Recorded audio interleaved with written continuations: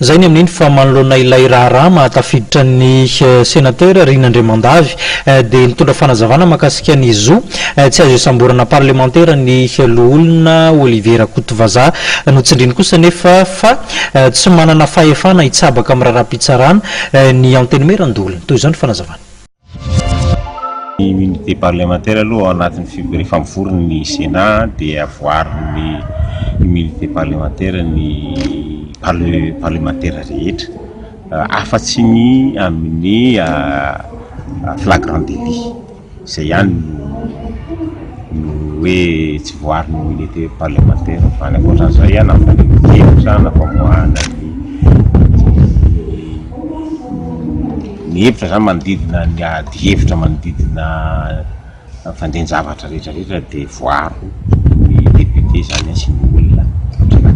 Indray anjaran'ny fitsarana mijery an'izay satria izay tsy afaka maneho hevitra amin'izay. Ny antony manko dia mazava tsara ny anay izay dia manaja ny fisarany fahefana anankitelo zany dia ny anay ny manao lalàna ny asanay fa tsy mijery ny fomba fampiarana an-dalàna akory. Ny anjara asanay dia mitondra ny hevitray rehefa takiny gouvernemanta zany sy ny fanatanteraka ny anolorana hevitra azy zay ihany ny anjaranay fa zany lafiny zany tsy miditra amin'izany zay amin'ny